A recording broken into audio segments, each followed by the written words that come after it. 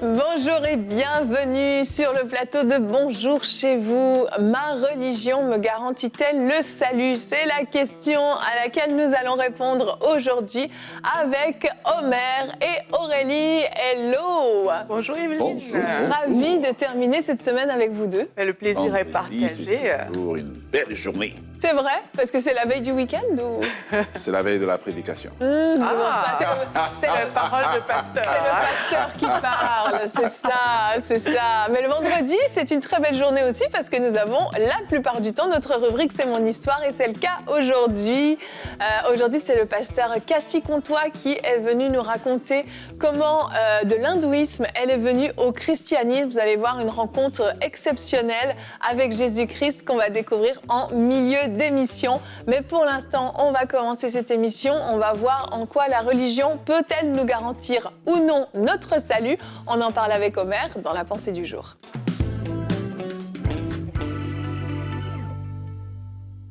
Ah, la religion, plusieurs sources de divergence d'opinion, plusieurs sources de conflits. Mais avec Dieu, en fait, ce n'est pas une question de religion, c'est une question de relation. Amen. Et Dieu est intéressé à nous offrir plus que la religion, il veut nous offrir une relation avec lui.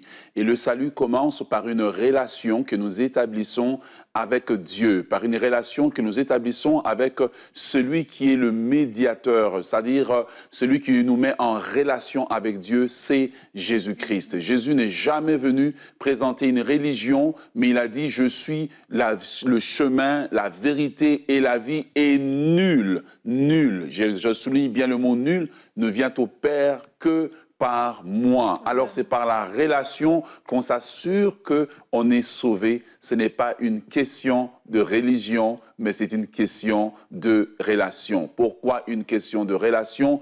Actes chapitre 4, le verset 12 nous dit « Il n'y a de salut en aucun autre nom, car il y a sous le ciel aucun autre nom qui ait été donné parmi les hommes par lequel nous puissions être sauvés. » Alors, votre philosophe peut être la personne qui vous propose une amélioration de vie. Votre grand prophète ou saint peut être quelqu'un qui vous apporte une belle moralité, mais cette personne ne peut pas vous sauver. Aucune église ne peut vous sauver. Aucune religion ne peut vous sauver. Le salut ne se trouve qu'en une seule personne qui est Jésus-Christ, qui lui-même a dit qui il est. La vérité, le chemin et la vie. Nul ne peut accéder à Dieu que par lui. Pourquoi nul ne peut accéder à Dieu? Parce que la Bible nous dit dans Romains 3, 23 que tous ont péché et sont privés de la gloire de Dieu. Ça veut dire que nous sommes tous les êtres humains, qu'importe notre race, notre culture, nous sommes privés de l'accès à la présence de Dieu. Mais Jésus est le don de Dieu qui a été donné gratuitement pour nous. Voilà pourquoi la Bible dit dans Jean 3,16 que Dieu a tant aimé le monde qu'il a donné son Fils unique Jésus, afin que quiconque croit en lui, oui, toi qui m'écoutes aujourd'hui, toi qui vas à l'église, qui n'as peut-être pas encore pris la décision, toi qui n'as pas encore compris que ce n'est pas une question de religion, mais c'est une question de relation. Aujourd'hui, tu peux entrer en relation avec Dieu, car la Bible dit que quiconque croit en lui ne périsse point, mais qu'il ait la vie éternelle. Et cette accessibilité à Dieu, ce que j'aime bien dire, c'est une accessibilité universelle, simplement par le pont que Jésus a établi, par sa mort à la croix. Il nous donne l'accès à Dieu, le salut, la vie éternelle et encore ce qui est merveilleux, le pardon de nos péchés. Quand nous croyons en lui, la Bible dit que si quelqu'un est en Christ, il est une nouvelle créature. Les choses anciennes, ta vie passée, ta vie mauvaise, passe et tu deviens maintenant une nouvelle création. Alors aujourd'hui, c'est l'occasion pour toi de saisir l'opportunité, non d'une religion, mais d'une relation avec Dieu qui t'offre l'accès à la vie éternelle avec Dieu pour l'éternité. Ce n'est pas une question de religion, c'est une question de relation. Choisis la relation. Amen, amen. Personnellement, moi, j'ai grandi plus dans la religion. J'ai marché, j'allais à l'église, j'ai été baptisée lorsque j'étais enfant, j'ai fait ma communion, j'ai vécu ces choses-là, je croyais en Dieu, je lisais un peu ma Bible, je priais et de temps en temps, j'ai même vu Dieu exaucer certaines de mes prières et je pensais que c'était ça. Et ensuite, mon frère a vraiment rencontré Jésus dans sa vie, il m'en a parlé, il m'a emmenée dans une église qui était vraiment réveillée, qui était en feu. Et j'ai cru que c'était ça, la vie chrétienne. Je suis allée pendant 1 an dans cette église, tous les vendredis soirs, tous les dimanches, j'étais là, je chantais, je tapais dans les mains, je priais. J'ai même fait des jeûnes pendant 1 an, mais j'étais pas née de nouveau. Et la nouvelle naissance, c'est quelque chose qu'on ne peut expérimenter que par cette rencontre, cette relation avec Jésus-Christ dont Homère nous parle. C'est ça qui fait toute la différence. En fait, c'est pas une histoire de rituel, c'est pas une histoire de rite, c'est pas une histoire d'appliquer telle ou telle chose. C'est une histoire d'abandon, de se donner entièrement à une seule et unique personne. Son nom, c'est Jésus-Christ. Et on va regarder notre verset du jour. Homère, tu as cité plusieurs versets. Notre verset du jour est dans Acte 4 au verset 12. C'est en lui seul, nous dit ce verset, en lui seul, on nous parle de Jésus juste avant, c'est en lui seul que se trouve le salut. Dans le monde entier, Dieu n'a jamais donné le nom d'aucun autre homme par lequel nous devions être sauvés. Et je rajouterais même d'aucune autre femme. Le seul nom par lequel nous puissions être sauvés, c'est le nom de Jésus. Et il y a beaucoup de confusion, en fait, dans le monde par rapport à ça. Effectivement. Et l'un des drames qu'on vit aujourd'hui, c'est vraiment ce mélange, un peu comme celui dont tu as parlé, où on va voir des personnes qui pratiquent des œuvres qui semblent spirituelles, qui semblent plaire à Dieu, entre guillemets. Et à côté de ça, n'ont pas réellement donné leur vie à Jésus-Christ parce que peut-être attachés à la religion, à des traditions ou à différentes sortes de choses. Et c'est important de comprendre que c'est, comme Pasteur Homère disait, c'est vraiment la relation qui compte avec Dieu. Si vous n'entretenez aucune relation avec Dieu, vous aurez beau faire des actes, mais ça ne compte pas en fait.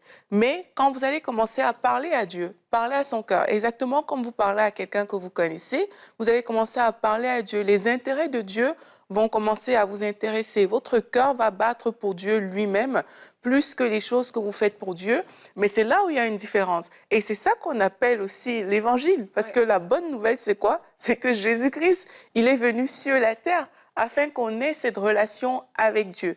Mais la religion nous apprend quoi? La religion t'apprend, si tu fais ça bien, si tu fais ça, tu réussis à bien faire les choses, il y aura une connexion avec Dieu. Mais les hommes n'arrivent pas à réaliser, parce que c'est trop beau pour être vrai, que Dieu ne te demande pas tout ça. Il te demande juste de l'aimer, d'accepter ce que Jésus-Christ a fait à la croix pour toi, d'accepter ce salut et de vivre dans cette relation avec lui. Mais l'homme choisit, non, moi je ne veux pas trop accepter ce que Jésus a fait à la croix, moi je veux prier fort et tout, je veux poser des actes qui montrent que je mérite d'être sauvé, je mérite cette relation, mais ce n'est pas ça que Dieu nous demande. Il nous demande la relation et de la relation découle tout le reste. Ce n'est pas le reste qui nous amène à la relation, mais c'est de la relation que tout le reste va découler. Exact. Et ce qui est bien, c'est que Dieu a simplifié en fait le processus. Il a tellement simplifié que la personne la plus intellectuelle peut accéder à ce salut et la personne la moins intellectuelle peut y accéder. La personne la plus riche peut y accéder et la personne la plus pauvre peut y accéder parce que c'est gratuit, mais ça dépend de notre décision que nous prenons. En fait, quelqu'un qui pratique la religion sans avoir une relation avec Dieu fera toutes les choses qui sont merveilleuses, mais c'est comme quelqu'un qui essaie en fait de faire fonctionner sa télévision. Alors, il est parti, il a acheté la télévision, il a acheté le meuble de la télévision. Tu sais, vous savez, quand on a un nouveau meuble, on va monter le meuble, il passe des heures à monter son meuble, puis il fait tout. Mais sauf qu'à la fin, il a la télécommande, il a mis les piles, il a tout mis. Puis la pub pour que la télévision puisse s'allumer. La télévision ne s'allume pas. Vous savez pourquoi? Parce qu'elle n'est pas branchée. C'est ça, en fait, que Dieu te demande. Dieu te demande aujourd'hui de te brancher à lui. En fait, tu vois, la vie qui va couler dans la télévision, toute l'énergie qui va couler vient non de la capacité de la télé à s'allumer, mais vient de la capacité de la source à laquelle on est branché. Et pratiquer la religion sans avoir rencontré Jésus, pratiquer toutes ces bonnes œuvres, donner aux pauvres, faire ceci, faire cela, avoir une belle vie morale, etc., c'est bon. Mais s'il n'y a pas cette connexion qui permet à la vie de Dieu de se transférer en vous, en réalité, vous êtes comme cette personne-là qui a tout bien fait, mais qui a manqué l'essentiel, c'est la connexion. Et Dieu vous demande aujourd'hui de vous connecter, d'arrêter de raisonner, d'arrêter de calculer, mais simplement d'accepter le don qu'il vous offre, écoutez-moi bien, gratuit. Je ne sais pas comment je dois l'épeler, je ne sais pas comment je dois le dire, mais il te donne gratuit pour que tu acceptes que tout a été fait pour toi et tout ce que tu as à faire, c'est accepter que le prix a été payé pour toi, accepter que le sang a coulé pour toi, accepter que tes péchés ont été portés à la croix par quelqu'un d'autre qui a pris ta place à la croix. Et pour accepter ça, ça demande simplement de ta part l'humilité d'accepter que tu ne peux pas te sauver toi-même. Exactement. C'est aussi simple que Je ça. pense que j'ai l'onction de Frank. C'est clair. Mais en fait, on est aussi dans...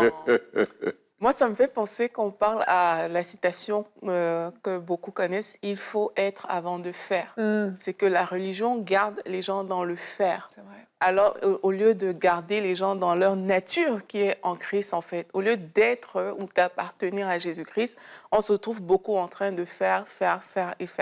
Donc, si votre relation avec Dieu consiste vraiment en plusieurs actes posés, mais pas en amour, pas en temps de qualité, et même pour beaucoup, j'ai envie de vous le dire, si il vous arrivait, si vous avez peur de rejoindre par exemple le Seigneur Jésus au ciel, parce que justement vous n'avez pas de relation avec lui, vous vous dites, ok, mais s'il m'arrive quelque chose aujourd'hui, je panique, je ne sais pas si je serai au ciel ou pas, alors que vous allez à l'église, vous faites beaucoup d'actions et tout, mais ça veut dire que quelque part, il y a une connexion qui n'a pas été établie. Oui. Parce que la réalité, c'est que quand on est connecté à Dieu, il y a beaucoup de choses qui ne font plus peur. On a plaisir de le retrouver, et quand on pense à l'éternité, c'est ce plaisir qui anime nos cœurs parce qu'on va rencontrer notre bien-aimé. C'est pour lui qu'on est là, c'est pour lui qu'on existe, parce qu'on a une relation avec lui.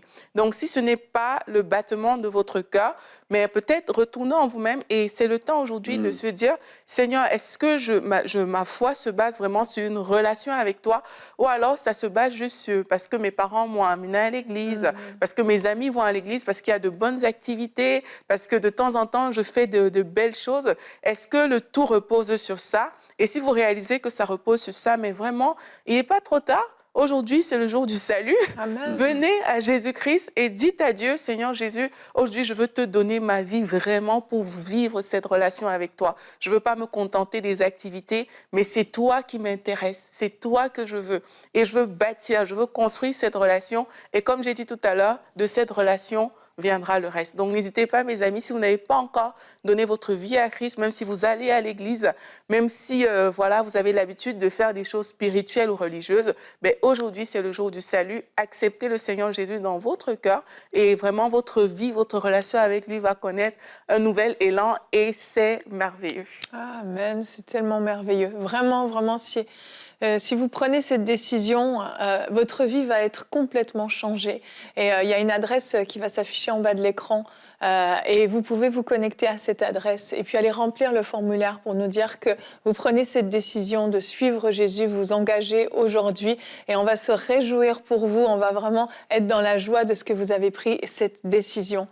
Maintenant, je vous invite à regarder avec nous le très beau témoignage du pasteur Cassie Comtois dans la rubrique « C'est mon histoire ».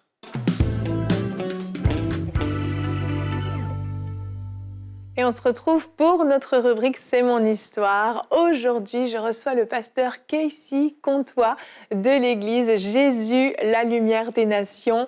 Bonjour, pasteur Cassie, ça va bien? Bonjour, ça va très bien, merci. Merci d'être avec nous. Vous êtes donc pasteur avec votre mari ici au Québec, à Saint-Hubert, très exactement. Une église que vous avez fondée ensemble. Et aujourd'hui, vous venez nous raconter votre témoignage. Vous êtes né à Trinidad, donc dans les Caraïbes, et vous étiez dans une religion hindoue avec votre famille, quelque chose qui était très important pour vous, cette religion. Vous étiez très fervente. Avant que vous racontiez un peu votre histoire, comment se passe la religion hindoue? Alors, la religion hindoue, c'est une religion avec beaucoup de dieux. J'aimais beaucoup ma religion, hein. J'aimais beaucoup mon peuple aussi. Et dans la religion hindoue, nous avons des milliers de dieux. Nous avons un Dieu pour chaque chose. Nous avons un Dieu pour le succès, nous avons un Dieu pour la richesse, nous avons un Dieu pour la guérison, beaucoup de différents dieux. Alors, il y a un moment donné que je voyais, on est tellement de dieux que je n'avais pas une identité avec toutes sortes de dieux comme ça. Et dans mon cœur, mes parents, ils m'aimaient beaucoup parce que j'ai pratiqué la religion et tout ça. Ils avaient un amour spécial pour moi à cause de ça. Et après quelque temps, j'ai décidé de chercher Dieu. Je ne trouvais pas Dieu nulle part. Je suis venue ici au Canada. Oui, vous aviez 17 ans à ce moment-là quand vous êtes venu.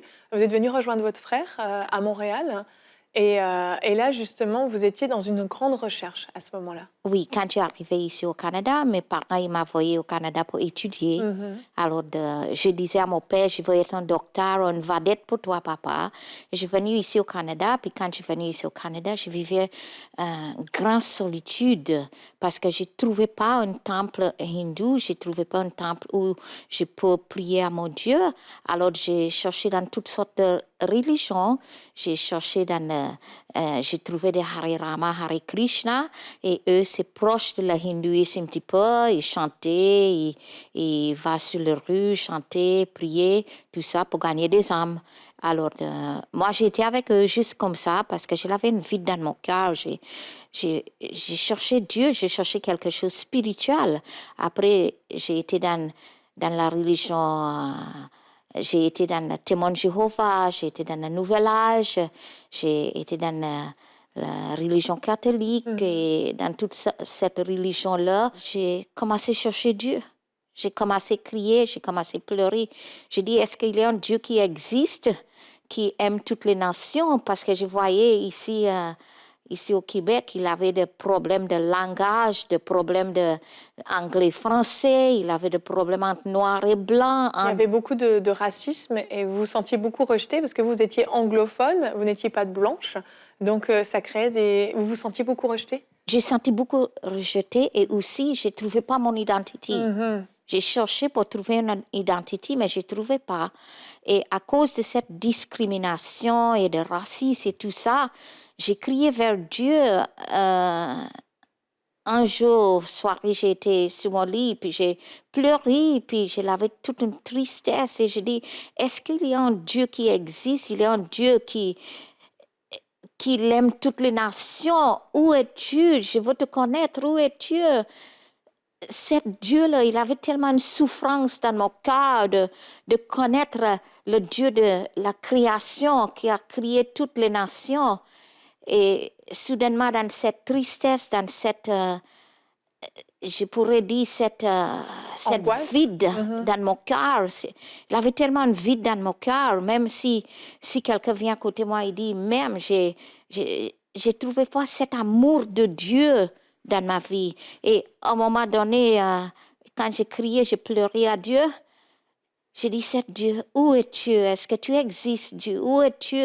C'est Dieu qui aime toutes les nations, je veux te connaître. Où es-tu? Et soudainement, il y a une lumière immense qui est venue sur moi. Et cette lumière immense, il m'a frappé sur mon poitrine. Et cette lumière a pénétré dans mon cœur. Et quand ça a pénétré dans mon cœur, il y a une voix qui dit, je suis le chemin. Je suis la vérité et je suis la vie. Et mon nom est Jésus. Je suis le Dieu de toutes les nations. Viens à moi. Mais là, j'ai senti il y a un changement qui est venu dans mon cœur. Et j'ai commencé à être bouillant avec cette lumière à moi. Et je dis, j'ai assoiffé, j'ai une faim, une soif de connaître ce Dieu.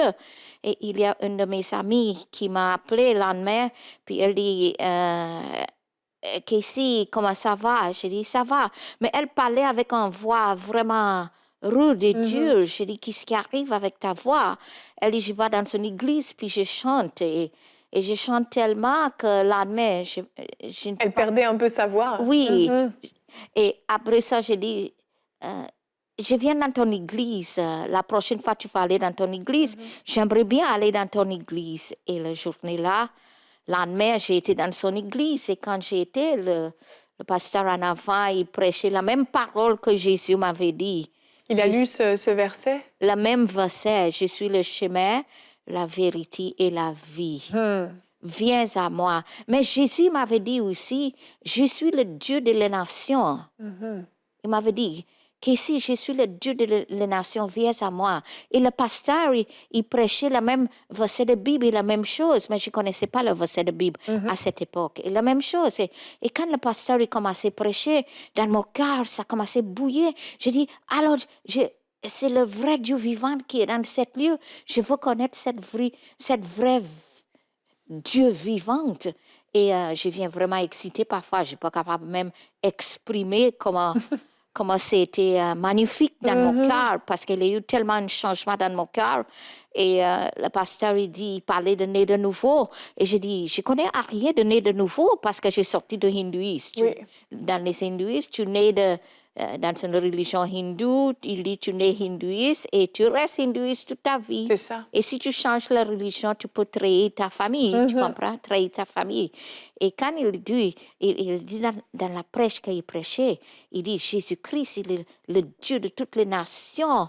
Il est le Dieu qui est capable de te toucher, de te sauver, de te changer. Wow.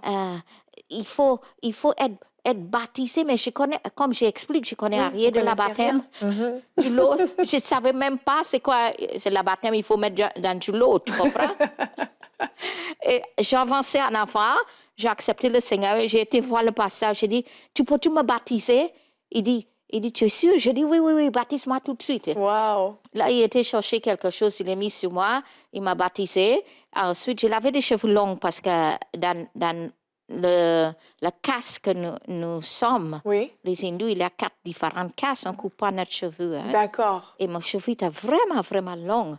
Et ensuite, après ça, quand il m'a baptisé, j'ai senti, il y a un fardeau qui est parti. Et j'ai rencontré le vrai Dieu et je ne sais pas quoi faire, quoi dire. Comment ils louent le Seigneur ici, ils lèvent leurs mains. Je ne suis pas habituée à ça, tu comprends? Parce que nous, on est assis à taille avec nos mains pliées comme ça. Puis je vois du monde comme ça. Je dis, oh my God, ils sont malades. Hein? Ça ne va pas. Hein? Et au moment de votre baptême, vous avez été baptisé d'eau, mais vous avez été baptisé du Saint-Esprit aussi Le à ce même moment-là? temps, j'ai été baptisée avec du Saint-Esprit. Wow. Puis là, ça commence le changement, ça commence la transformation dans mon cœur. J'ai envie de connaître ce Dieu vivant. Magnifique. Là, je sais que parce que dans le hindouisme, nous n'avons pas le Saint-Esprit. Tu comprends? Un lieu très saint pour entrer, mais c'est juste les hommes pour entrer là, pas les femmes. Mais quand j'ai découvert que le Dieu Tout-Puissant, il vient habiter à moi, je n'ai pas besoin de temple, Dieu habite à moi. Là, je ne cherche pas un temple hindou maintenant. La spiritualité est saisie parce que le Dieu Tout-Puissant, le Dieu spirituel est venu dans mon cœur. Oui. Et toute ma vie était changée. C'est ça, ça a été la incroyable. lumière est venue dans mes yeux. J'ai commencé à parler la parole que je ne comprenais même pas, une intelligence qui est venue dans moi. Wow. Et à cette époque-là, mon mari n'était pas encore sauvé. Oui, parce que vous aviez à peu près 30 ans à ce moment-là. Oui. Ça faisait quand même longtemps que vous étiez à Montréal. Votre mari n'était pas sauvé. Vous aviez un fils aussi. Oui. Vous l'avez amené au Seigneur aussi, votre fils? Oui, mon fils, il avait 8 ans quand il a accepté le Seigneur. Il a décidé pour baptiser à 8 ans aussi. Il dit, maman, je veux être comme toi, je veux baptiser. Alors, lui-même, il était rempli avec le Saint-Esprit. Wow. Et tous les deux, nous, maintenant, on sait c'est quoi l'enfer, puis on sait c'est quoi le ciel. Hein? Alors, lui, il a saisi ça, puis il intercédait pour son père beaucoup, et priait. Il intercédait tellement, il pleurait, il roulait à terre pour son père pour être sauvé. Et votre mari a été sauvé aussi. Ça a Oui, pris un oui, peu oui. plus de temps, mais il s'est donné au Seigneur Ça prend aussi. plus de temps, mais il donnait sa vie au Seigneur. Oui. Mais mon mari ne parlait pas beaucoup à cette époque-là parce que n'oublie pas que mon mari, lui, c'est un hippie et moi, c'est un hindou. Oui, Lui, il cherchait la paix et moi, j'ai cherché la paix aussi. Mais les hippies, ils prennent des choses pour avoir la paix. Mais moi, je n'ai jamais rien pris, j'ai cherché Dieu. vous avez trouvé ce qui donne la vraie paix. Amen, amen, amen. Et je me rappelle un jour que mon mari était à la toilette, puis j'ai dit, c'est le bon moment de parler de Jésus parce qu'il ne peut pas Il ne sortir. peut pas sortir. Il ne peut pas sortir. Alors, j'ai assis juste à côté sur une petite banc et ouvert la porte et j'ai dit, Gilles, s'il vous plaît, est-ce que tu peux accepter Jésus dans ton cœur? Tu sais, ta vie va changer. S'il vous plaît, acceptez Jésus dans ton cœur. Soudainement, il y a un tremblement de terre qui est arrivé Wow. dans la maison. Juste dans votre maison. Juste dans notre maison, il y a un tremblement de terre qui est arrivé. Et Gilles, il finit faire qu'est-ce qu'il a fait. Il dit à mon garçon, viens dans le sous-sol. Mon garçon est arrivé moitié de l'escalier avec lui. Et mon garçon, il lâché la main. Puis mon garçon, il dit, non, non, non, je monte en haut pour prier avec ma mère. C'est dès la journée-là que mon mari il a décidé pour aller à l'église. Il n'avait pas accepté le Seigneur. Mais il a vu le Dieu Tout-Puissant qui est vivant, qui est rentré dans notre maison. Wow. Vraiment magnifique. Hein. Et quelques années plus tard, vous avez pu retourner à Trinidad aussi, dans votre petit village où vos parents étaient encore. Vous avez pu témoigner d'abord à votre père. On n'a pas le temps de tout raconter, mais il s'est passé vraiment un miracle qui a fait que votre père s'est donné aussi au Seigneur. Et des années plus tard, c'est votre maman finalement qui est venue au Seigneur, votre frère. Ça a été un réveil finalement dans toute votre famille qui est ici. Et merci d'être venu raconter votre histoire. Merci d'avoir pu partager ce que Dieu a fait dans votre vie. On vous sent vraiment en paix, oui, d'avoir vraiment trouvé comment combler ce vide. Et c'est hyper encourageant. Merci beaucoup. Vraiment, merci Seigneur de ce que tu as fait dans la vie du pasteur Kessie. Mais j'aimerais vraiment vous dire et vous ramener à son histoire. Elle était en recherche. Elle a demandé, mais qui est ce Dieu des nations ? Et qui s'est révélé à elle? Est-ce que c'est un homme? Est-ce que c'est un prophète? Est-ce que c'est un philosophe? Est-ce que c'est un animal? Non, c'est Jésus lui-même qui s'est révélé à elle. Il s'est présenté à elle comme le chemin, la vérité et la vie.